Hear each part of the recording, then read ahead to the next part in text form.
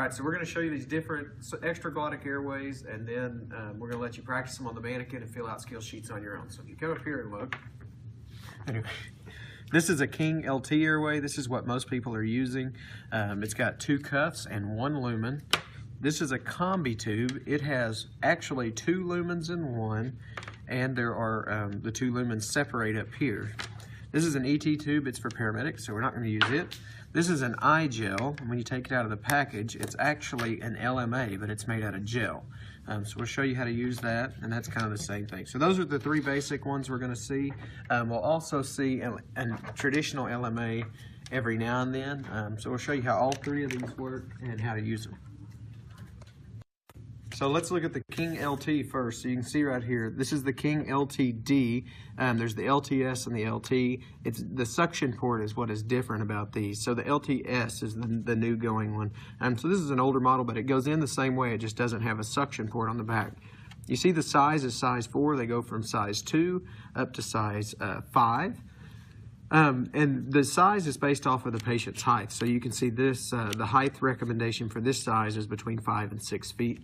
And you can see the rest of the directions and stuff here. So it's always with you. How this works is you put it down into the patient's mouth blindly. You bury it all the way until this hub is at the teeth. Once the hub gets to the teeth, inside of this package will come a syringe. It's a 60 milliliter syringe. You put all of that air inside of the cuff. Whenever you do this, it will blow this cuff up, and that's your pilot balloon. So if there's air in there, air pressure in there, you know that the cuff that's down in his esophagus and the cuff that's in his larynx is blown up enough to keep a seal. What you do now is you hook your BVM to it, and you start to ventilate. And you ventilate and pull backwards as you ventilate until you get good rise and fall of the chest.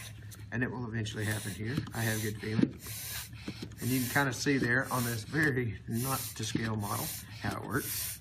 So what has happened is that distal end of this cuff has went into the esophagus. So the very end of this King LT is down here in the esophagus, blocking air from going down into the stomach, while the proximal cuff is just in the back of the mouth in the larynx, and it keeps air from coming back up. So the only part that's left open is right here going into the trachea. So you can kind of look down here. If I de-inflate, I don't know if that's a word, but I'm going to let the air out anyway of this balloon. And you can see down in here as I rotate that sideways that the only place that is open for the air to go, because the distal end of this ends up in the esophagus, and then this blows up in the back of the mouth. The air that you put in with the BVM comes out of this hole, and the only place for it to go is up into the trachea. So that's how that works.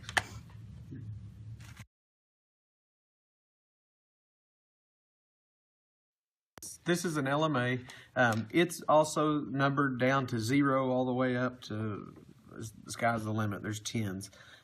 It is based off their weight, so it's a little bit different. Where King LT was height, this is weight. So it's just a 1-cuff laryngeal mask airway is what LMA stands for. And there's different kinds. The iGel is a version of an LMA. So this blindly goes down their mouth, and it will seat, and you'll feel it seat in the back. Whenever it seats in the back, each LMA calls for a specific amount of air to be put in it. This one calls for 30 milliliters. So we put our syringe on there, and we put in 30 milliliters. The important thing is after you put the air in, take the syringe completely off, because the air will backflow out, and you'll lose your seal. Now, kind of like the King, it makes a mask over the opening of the trachea, so that's the only place air can go. They use these a lot in surgery. Basically, any surgery that's going to be less than an hour is probably going to get an LMA, as long as the patient doesn't have to be rolled. So I kind of show you how this works. If you kind of look down in here, as you see, the esophagus is the smooth tube on the back, and then the trachea is right here down the front. What this does is make a mask with that end over the top of the trachea. You can see that there. So it just slides in down through the esophagus and then makes a mask when you pull it forward and blow the balloon up over the top of the trachea, sealing it off. So these work good. Some EMS services keep these especially for pediatric patients. An iGel device, so it's an LMA, but it's made out of a gel. This is a size 3. It is also based on weight, so from zeros all the way up, just like LMAs. There is no cuff for air on this. It just kind of seats. This doesn't protect the airway as well as something that airs up.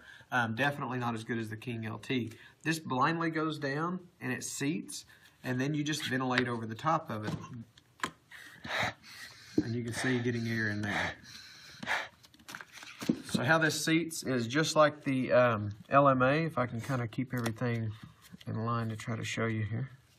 So you can see the esophagus down the back and the trachea on the front. That's going to make a mask laying over the trachea. And then, of course, in a real patient, it's not sticking out the top, but it's going to be pulled forward by the top jaw laying like this. And you can see where it forms a mask over the top of the glottic opening. This is a Combitube because it's a combination of two different tubes. This was kind of the traditional thing to go to before King LTs were around. The King LT has kind of taken the market by storm. This has 2 pilot balloons because it has 2 independent cuffs. They don't blow up at the same time. So this regular size Combitube cannot be used in a patient under 5 foot tall. They make a junior version that can be. This goes down, inserted blindly. And the deal with this is the black lines right here on it go to put the black lines where the teeth are in between them. And that's where that will set. Now, if you look at each pilot balloon, it says on there how much air goes in this. So in the blue balloon, 85 milliliters. So I get my syringe, and my syringe is a 60 mil syringe, so I'm going to do 60 mils, pull it off, and I'm going to draw up another 25, 85, that's right, okay. Anyway, and I'm going to put that in there also. Now I'm going to find my second balloon, and my second balloon says 12 milliliters. It's very important I don't mix these up because it will make for a decent show, but not good patient care. So I fill that up with 12 milliliters. What has happened is I don't know if my distal tube has ended up in my esophagus or my trachea. So if it's ended up in the esophagus, we're going to essentially use this like a King LT device where we intentionally want this end tip to end up in the esophagus. But with the Combitube, there's a chance that this end tip ended up in the trachea. And that's where the 2 different holes let you access one the trachea and one the esophagus. So these tubes, if you look on the back, have a number 1 and a number 2. Ventilate one first. So I'm going to ventilate number 1. Number 1 means it's working like a king to where the distal end of this tube is in the esophagus. So that's where it's at 99% of the time, and tube 1 will work. So how am I going to check this? This is the part I don't like. Waveform capnography is how I'm going to check this. The next thing I'm going to do is as soon as I put this down, as I'm giving my first breath, my stethoscope is on the epigastrum of the patient. If I hear gurgling over the stomach area at the bottom of the xiphoid process, I know I'm in the wrong place. If that were to happen, I would go over and ventilate tube number 2, which in this case is in the esophagus, so you won't see anything really blow up.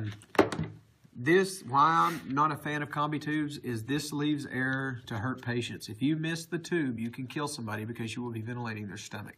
If you miss that, it will be very grave. My experience in the field with the Combitube is that you cannot get as much volume into the patient, and that seems to be consensus worldwide, essentially. Everybody is going to King LTs and LTSs. If you're cool, you got Kings. So minus all the shenanigans, Robert's going to put this in. The skill sheet will have a bunch of steps on there. Go through all the steps, but Robert's just going to show us how to put it in. So he's got his appropriately sized king for this patient. First thing he's going to do is make sure there is adequate lubrication. Always a plus. Always a plus. So he's going to bury his king, and whenever we put this in, one thing I didn't show you is if you kind of look from the feet up, is that if you'll turn this sideways, go to the back of the mouth. When you feel resistance, then turn it down how it's supposed to go. And Robert did that. Good job, Robert. He's going to bury it all the way to the teeth. Next, he's going to get his syringe. The syringe that comes with the LT is the right one. So the 60 mil syringe came out of this package, so there's 60 mils. He's going to put it in, and immediately when he gets that in, he's going to release the syringe and pull it off. There you go. So now you can see it kind of pushed out a little bit. That's fine. That's okay. Next, he's going to hook up his BBM to oxygen. He's going to be ready to go here. He's going to hook his fingers underneath the edge of the LT, and he's going to bag slowly as he pulls up until he gets good compliance, where he can put a good breath in the patient. As soon as he gets this to where he thinks he needs it by watching for chest rise and fall, he's going to take his stethoscope, he's going to listen to the belly. He shouldn't hear anything. If he does, he's in the wrong spot. He's going to back up, listen wide on the right. Yes, I hear breath sounds. Listen wide on the left. Yes, I hear breath sounds. My tube's in the right place. He's going to put waveform capnography on there, and that's how we're going to confirm it. All right, now Robert's going to put in this Combitube. His patient's over 5 foot tall, so for some reason he wants to do a Combitube because he don't have a king. He's not cool. So now what he does, the same as any other patient, he's going to do head tilt chin lift because this is a big tube. It takes a lot more. He kind of slides it in facing to the right, turns it down, heads it toward the feet. Teeth go between the black line. Fill up the cuffs with the appropriate amount of air. So cuff number 1.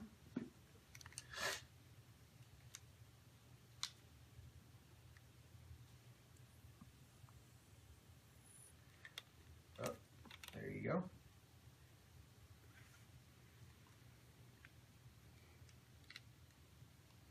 Hold that plunger all the way down until you get it off of that port. There you go. If you don't do that, some of the air will slide back up in your syringe and you lose pressure in your bulbs. So now this one calls for 12. He's going to put in 12.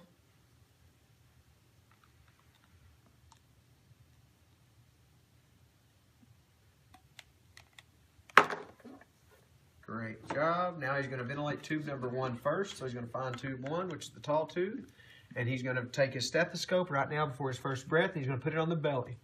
All right, now ventilate. Okay, ventilate. Okay, so I don't see any lung movements, so we're going to move to tube 2.